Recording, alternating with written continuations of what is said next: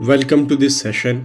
आज मैं history 10+2 lecturers के लिए जो पोस्ट्स आई हैं उनके जो प्रीवियस एक सिलेबस है उसको डिस्कस करने जा रहे हैं इस वीडियो में। इस वीडियो का डिस्क्लाइमर ये है कि ये जो सिलेबस है पुराना वाला syllabus and only syllabus available anywhere on the internet और एनीवेयर एल्स।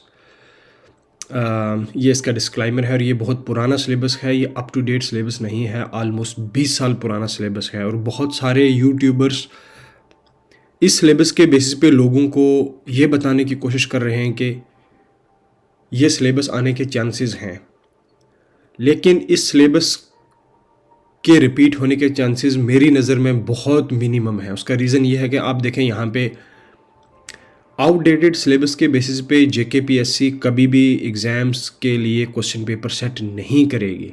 तो सबसे पहली बात यह है कि आप जितने भी लोग आपके लिए ऐसी वीडियोस क्रिएट कर रहे हैं कि ये सिलेबस ही हम उसको सोल मान के तैयारी करना शुरू कर दें, तो ये एक बहुत अच्छी अप्रोच मेरी नज़र में नहीं है। लेकिन स्टिल मुझे बेहतर लगा कि at least there is something available on the internet और मैं आपके लिए एज अ फैसिलिटेटर आपके लिए एक वीडियो क्रिएट कर सकता हूँ सिलेबस के related. So let's dive into the video. So यहाँ पे इन्होंने जी मिडीवल इंडिया की बात की है, सुल्तान महमूद गजनवी एंड शहाबुद्दीन मोहम्मद गोरी, जो शुरुआती दो लोग आए थे जिन्होंने अपना जो दिल्ली सल्तनत के पुराने वाली जितनी भी पॉलिटी थी उसको बहुत बड़े लेवल पे इन्फ्लुएंस किया था और बहुत सारी चीज़ें जो थी इसके बेसिस के ऊपर बिल्ड हुई। तो ये जो दो बड़े फाते थे, यानी कि दो बड़े लोग थे जिन्होंने इंडियन सब कॉन्टिनेंट में आके सबसे पुरानी और सबसे पहली वाली शुरुआती एक्सपीडिशंस थी उनकी शुरुआत की थी ऑन अ लार्ज स्केल। ठीक है, अब सेकंड वाला जो पार्ट है दिल्ली सल्तनत का है, जो अपने आप में एक बहुत वास्ट टाइम पीरियड कवर करता है, 1206 से लेकर 1526 तक। इसमें मिडीवल इंडिया में बहुत सारे इश्यूज़ हैं, पॉलिटी के रिलेटेड, इकोनॉमी के रिलेटेड, जो मंगोल अटैक्स थे, आर्किटेक्चर डेवलप हुआ, बहुत सारे फिलोसफिकल इश्यूज़, सूफीज़म, भक्ति मूवमेंट, बहुत सारे इश्यूज़ हैं इसमें। तो ये एक बहुत दिखने में तो बहुत छोटा सा टॉपिक लग रहा है, लेकिन अपने आप में ये बहुत वास्ट टॉपिक है। इस वीडियो में आप अपने आप को एक लेवल पे एक कम टाइम में बहुत एक ओवरव्यू आप सिलेबस का ले सकते हैं और एंड में मैं आपको बताऊंगा कि मैं एक सीरीज़ शुरू करने जा रहा हूं जिसमें हम कोशिश करेंगे कि अच्छे क्वालिटी वाले जो क्वेश्चंस हैं हिस्ट्री के उनको डिस्कस किया जाए, वो मैं आपके लिए लेके सामने आऊँगा। आप यहाँ पे देखिए दिल्ली सल्तनत के साथ साथ में जो जिस टाइम पे दिल्ली सल्तनत फ्लोरिश हो रही थी और कंसोलिडेट हो रही थी, उसी टाइम में प्रोविंशियल डायनेस्टीज़, ये दोनों की दोनों जो डायनेस्टीज़ हैं जो साउथ इंडिया की पॉलिटीज़ हैं, तो विजयनगर जो कि एक बहुत साउथ में बहुत ज़रूरी किंगडम था, और उसके बाद विजयनगर एम्पायर था बेसिकली, और बहमानी किंगडम्स जो कि बीदर, बेरार और इसके इर्द गिर्द में जो भी डेक्कन का एरिया था, इस पे इन्होंने पॉलिटी का जो लेवल था, यानी कि जो पॉलिटिकल एक्टिविटीज़ थी उनमें बहुत बड़े लेवल पे मिडीवल टाइम्स में इन्फ्लुएंस किया। अब आप देखें फोर्थ वाला मुग़ल इंडिया, और मुग़ल इंडिया अपने आप में एक बहुत वास्ट चीज़ है, बहुत वास्ट टर्म है और बहुत वास्ट यहाँ पे डेवलपमेंट्स होती थी और हुई हैं। लेकिन अब यहाँ पे क्योंकि पर्टिकुलर रेफरेंस इन्होंने दे दिया है, तो इट मीन्स कि इसको बहुत ही स्पेसिफिक कर दिया है। इसमें इन्होंने फोकस जो करने के लिए कहा है, evolution of Indo Islamic architecture and other arts. आप देखें इंडो इस्लामिक आर्किटेक्चर, जब मुगल्स सेंट्रल एशिया से बहुत सारे डिफरेंट ट्रेडिशंस साथ लेके आए और ऑलरेडी यहाँ पे जो दिल्ली सल्तनत एस्टेब्लिश थी उसकी कंटिन्यूटी के हिसाब से अगर देखा जाए तो बहुत वास्ट लेवल पे बहुत अच्छा आर्किटेक्चर देखने को मिलता है।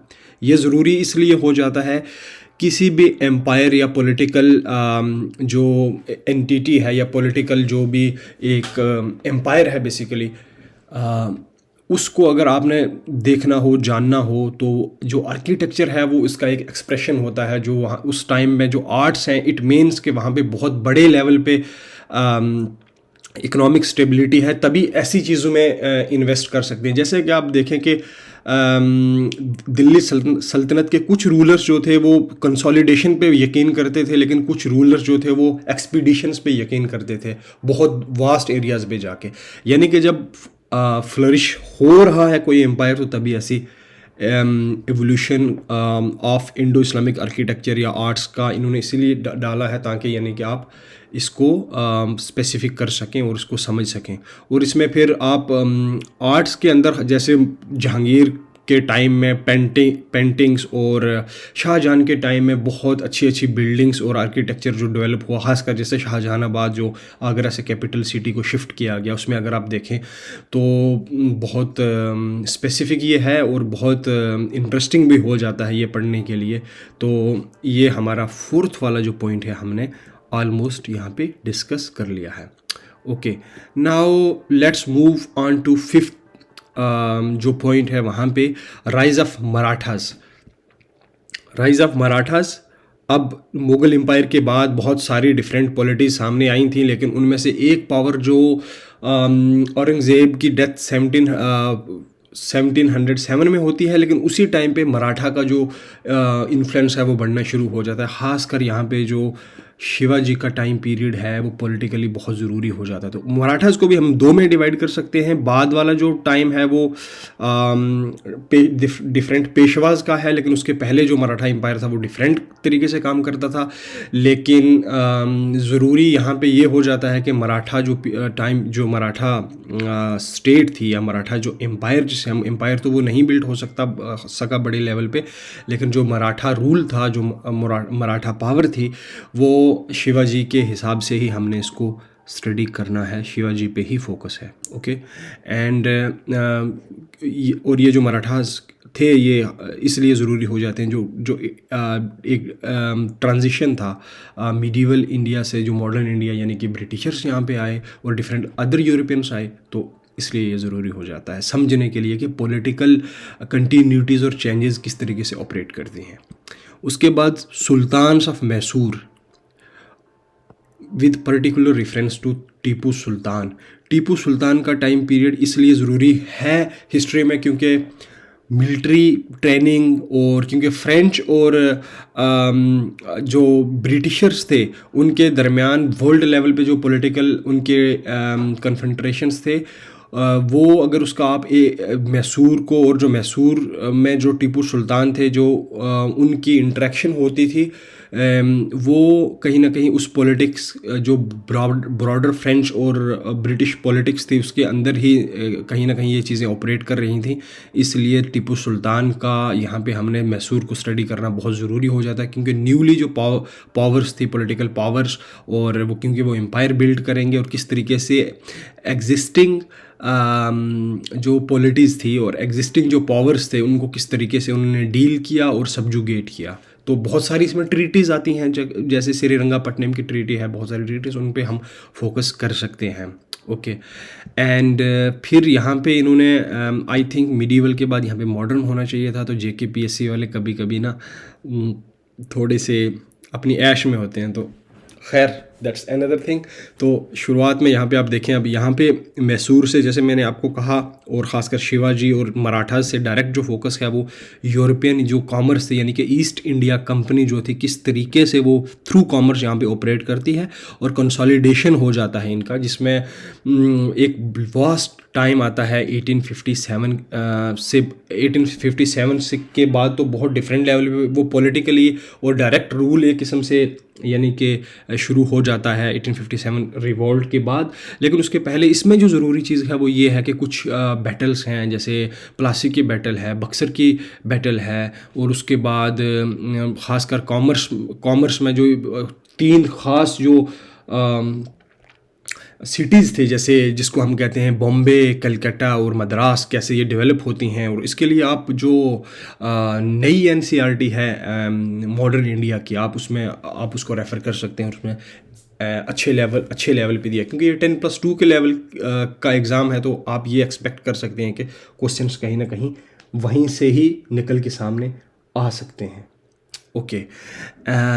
और उसके बाद इन्होंने यहाँ पे कहा है फर्स्ट वार ऑफ इंडिपेंडेंस। तो ये एक नेशनलिस्ट हिस्टोरियोग्राफी जो है उसका व्यू है कि 1857 जो है वो फर्स्ट वार ऑफ इंडिपेंडेंस है, यानी कि ये वाला जो टाइम पीरियड है ये 1600 से लेके हम मान सकते हैं 1857 तक। और नेक्स्ट वाला जो टाइम पीरियड है वो 1857, एक पूरा इसके ऊपर जो डिबेट है और 1857 रिवॉल्ट कितनी ज़रूरी है, तो ये सेकंड पार्ट उस पे है। और उसमें भी डिफरेंट डिफरेंट जो रीजनल लेवल्स पे लोगों ने पार्टिसिपेट किया, डिफरेंट रीजनल लेवल पे जो भी लीडर्स थे किस तरीके से ऑर्गेनाइज़ की ये 1857 रिवॉल्ट वगैरह वगैरह, ये सारी चीज़ें उसमें आती हैं। Okay, and now next is political movements. 1857 से 1947 बहुत सारे मूवमेंट्स, क्योंकि इंडियन नेशनल मूवमेंट जो थी वो इस टाइम पीरियड में सामने आती है। और 1857 से लेके कुछ टाइम आप मान के चलते हैं से कांग्रेस के बनने तक बहुत सारे डिफरेंट रिफॉर्म मूवमेंट्स चली थी। उसके अंदर ही ये बंगाल में रेनेसेंस हुआ था, उसके बाद बहुत सारे थिंकर्स, बहुत सारे लोग इंग्लिश एजुकेशन ले रहे थे और बहुत सारी चीज़ें थी। तो इसलिए 1857 से 1947 में और भी, जब जैसे गांधी की मूवमेंट चलती है उसके पहले डिफरेंट कांग्रेस के फेजेस होते हैं, स्प्लिट्स होते हैं, डिफरेंट आइडियोलॉजीज, बाद में कम्युनलिज्म आता है, उसके बाद पॉलिटिक्स ऑफ कम्युनलाइजेशन जो पॉलिटिक्स में हो जाता है, और फिर टू नेशन थ्योरी जो डेवलप होती है, और बहुत सारे स्वराज्य पार्टीज़, बहुत सारे जो रेडिकल थिंकर्स थे, वो सारे इसमें हम कवर कर सकते हैं। दिखने में ये सिलेबस बहुत शॉर्ट है, लेकिन ये कहीं ना कहीं बहुत डिटेल्ड वे में है। तो इसमें से सबसे बुरी बात ऐसे सिलेबस की ये होती है कि चीज़ें डिफ़ाइंड नहीं होती हैं। तो जब डिफ़ाइंड नहीं होती हैं तो बहुत सारे क्वेश्चंस कहीं से भी आ सकते हैं। आप अब अंदाज़ा लगा सकते हैं कि पॉलिटिकल मूवमेंट्स 1857 से 1947 तक कितनी सारी मूवमेंट्स और कितनी सारी चीज़ें इसमें आती हैं। लेकिन खैर इन्होंने थोड़ा सा यहाँ पे स्पेसिफाई करने की कोशिश कर दी है। फ्रीडम स्ट्रगल पे फोकस है, लेकिन फ्रीडम स्ट्रगल अपने आप में बहुत लंबी चीज़ है, बहुत लंबे एक प्रोसेस चलता है। और एंड में इंडिपेंडेंस एंड पार्टीशन का जो है उसमें जैसे बहुत सारे मिशंस आते हैं, कैबिनेट मिशन प्लान, बहुत सारे जो वहाँ से ब्रिटेन से लोग आते हैं मीडिएट करने के लिए यहाँ पे डिप्लोमेटिक वेज में, और इसमें वर्ल्ड वार पीरियड में जो वादे किए जाते हैं किस तरीके से इंडिया, जो ब्रिटिश इंडिया के लोग हैं अगर वो वर्ल्ड वार्स में बेसिकली क्या करते हैं कि पार्टिसिपेट करते हैं, तो उनको ये पॉसिबिलिटी दिखाई गई थी कि ब्रिटिशर्स उनको यहाँ पे इंडिपेंडेंस इंडिया में दे देंगे। ओके, सो ये हमारा हो गया जी मिडीवल एंड मॉडर्न इंडिया। लेकिन आपने देखा होगा कि यहाँ पे हमारा जो एंशिएंट इंडिया है, अतीत जो है, वो कहीं पे भी सामने नहीं आ रहा है। तो आई थिंक ये सिलेबस डेफिनेटली रिवाइज होगा, क्योंकि एंशिएंट इंडिया भी बहुत एस्पेक्ट्स में बहुत ज़रूरी चीज़ है। उसको उसके बग़ैर शायद हमारी हिस्ट्री भी एक लेवल पे अधूरी है। तो खैर दैट्स अनदर थिंग। लेकिन अब हम फोकस करते हैं हमारी वर्ल्ड हिस्ट्री पे। तो वर्ल्ड हिस्ट्री में 8 टॉपिक्स हैं। आप देखें यहाँ पे अमेरिकन रिवॉल्यूशन जो कि 1776 में हुई थी, और फ्रेंच रिवॉल्यूशन 1789 में। तो कहीं ना कहीं ये जो एक एनलाइटनमेंट के बाद का जो टाइम पीरियड है, और अमेरिकन रिवॉल्यूशन और फ्रेंच रिवॉल्यूशन के बाद में आप यूरोप में देखेंगे बड़े लेवल पे एनलाइटनमेंट थॉट्स के बाद बड़ी बड़ी मूवमेंट सामने आती हैं। उनमें से अमेरिकन रिवॉल्यूशन एक है, क्योंकि यहाँ पे बिल ऑफ राइट्स को क्या करते हैं, जो ब्रिटिश कॉलोनीज अमेरिका में हैं, तो बिल ऑफ राइट्स के ऊपर बात होती है। और कहीं ना कहीं वर्ल्ड का जो एक बड़े लेवल पे हमें शिफ्ट देखने को मिलता है। उसके बाद थर्ड जो मूवमेंट है आप देखें रशियन रेवोल्यूशन, क्योंकि रशियन रेवोल्यूशन 1917 के रशियन रेवोल्यूशन कैपिटलिज्म, जो इंडस्ट्रियलाइजेशन के बाद पूरा कैपिटलिस्ट एक सिस्टम सामने आया था। लेकिन कहीं ना कहीं उसी टाइम पीरियड में बहुत सारे थिंकर्स, मार्क्स, हीगेल और बहुत सारे ऐसे थिंकर्स जो थे, जब वो सामने आते हैं, एंजल जैसे थिंकर सामने आते हैं, और वो एक कंसेप्ट देते हैं बुर्जुआसी जो होते हैं उनका, और जो एक आम इंसान है किस तरीके से उनका एक्सप्लॉयटेशन होता है। इसीलिए उसका एपिटोम हम मान सकते हैं रशियन रेवोल्यूशन का। और वहाँ से लेके आप बहुत बाद तक देखेंगे जब तक कोल्ड वार पीरियड चलता है, तो तब तक रशियन रेवोल्यूशन जो है उसका इन्फ्लुएंस, फिर उसके बाद पूरी दुनिया में दुनिया 2 ब्लॉक्स में डिवाइड हो जाती है और अल्टीमेटली कोल्ड वार पीरियड चलता है बहुत लंबा, उसमें नॉन अलाइन मूवमेंट इंडिया में चलती है वगैरह वगैरह, वो एक अलग लेवल की बात है।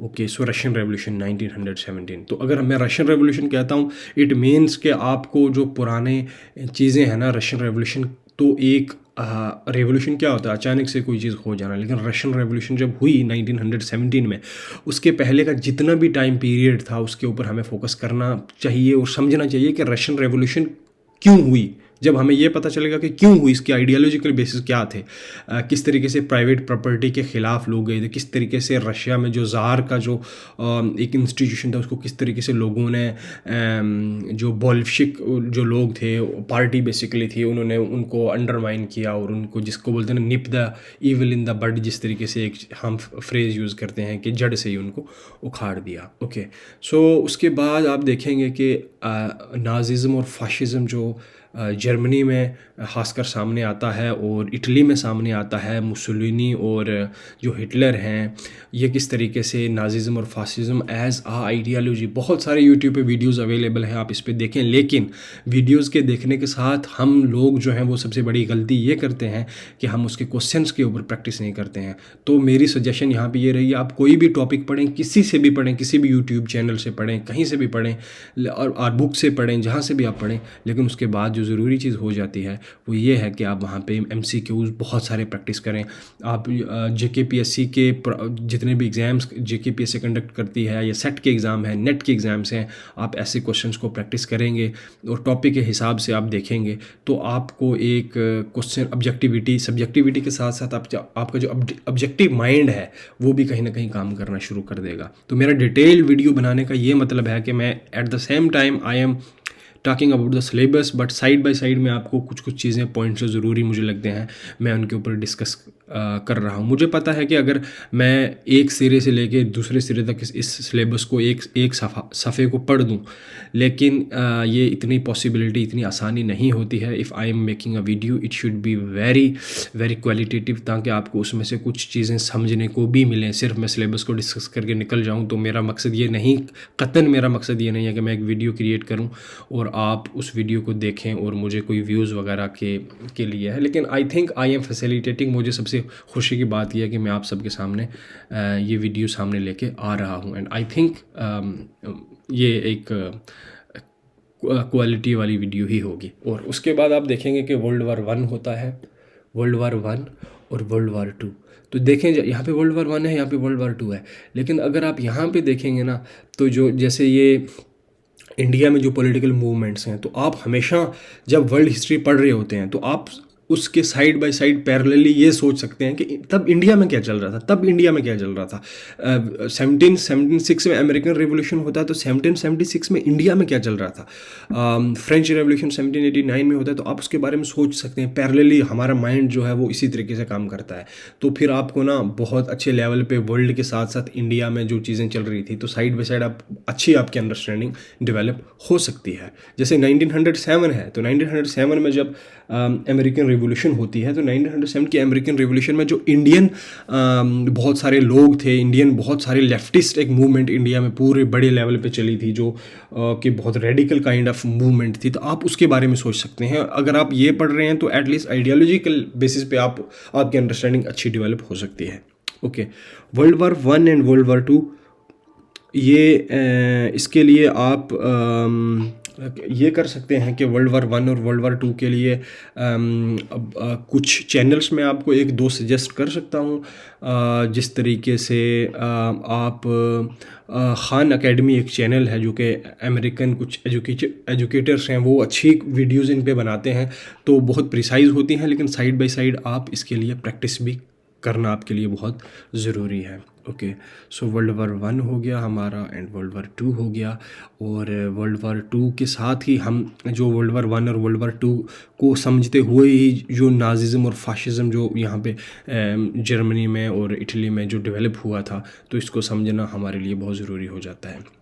तो अब आप देखें कि जब 1950s में बड़े लेवल पे जो वहाँ पे मूवमेंट्स इंडिया में, अफ्रीका में, बहुत सारे मिडिल ईस्टर्न कंट्रीज़ में बहुत सारे लेवल पे मूवमेंट्स आती हैं, तो उसको हम डीकोलोनाइजेशन कहते हैं। कि अब जो कॉलोनियल स्टेट्स थे, जैसे अल्जीरिया में फ्रेंच थे, और बड़े लेवल पे इटालियंस जो थे बहुत सारी दुनिया के मुल्कों में गए थे। जितना भी मिडिल ईस्टर्न कंट्रीज़ हैं, जैसे अभी सीरियन क्राइसिस चल रहे हैं, यहाँ पे भी ब्रिटिशर्स ने बीज बोए हैं। तो इन चीज़ों को समझना बहुत ज़रूरी है कि डीकोलोनाइजेशन का मूवमेंट पूरी दुनिया में जो डिफरेंट खासकर ज़रूरी मूवमेंट्स हैं, उनमें इंडिया भी एक, इंडियन सब कॉन्टिनेंट भी एक है। तो इसको हम समझने की हमें ज़रूरत है। Freedom to the many subjugated countries, ये सेम चीज़ है कि डीकोलोनाइजेशन हो रही है, तो इट मीन्स के जो सब्जुगेटेड कंट्रीज़ हैं, जो कॉलोनियल पावर्स के अंडर थे, तो उनको हमने समझना बहुत ज़रूरी है। अब आप यहाँ पे देखें, मैंने थोड़ी देर पहले वीडियो में कोल्ड वार की बात की। तो कोल्ड वार का जो टाइम पीरियड है वो जब रशियन रेवोल्यूशन होती है, उसके बाद वर्ल्ड के अंदर एक ये परसेप्शन बिल्ड होती है इंडिया में। और आप देखें इंडिया में कुछ जो सोशलिस्ट वर्ड है वो भी इंडियन कॉन्स्टिट्यूशन के अंदर बाद में उसको आई थिंक बाद में उसको ऐड किया गया डेफिनेटली। और आप ये देख सकते हैं कि इंडिया के अंदर जो अभी भी वेलफेयर स्टेट का जो कंसेप्ट है, तो कहीं ना कहीं वो कोल्ड वार की जो पॉलिटिक्स है उसके अंदर वर्ल्ड दो पार्ट्स में डिवाइड हो जाता है। कैपिटलिस्ट ये यकीन करते हैं कि वहाँ पे कहीं भी फ्री मार्केट इकनॉमी होनी चाहिए, लेकिन सारी जो चीज़ें हैं वो प्राइवेटाइज होनी चाहिए, प्राइवेटाइजेशन होनी चाहिए।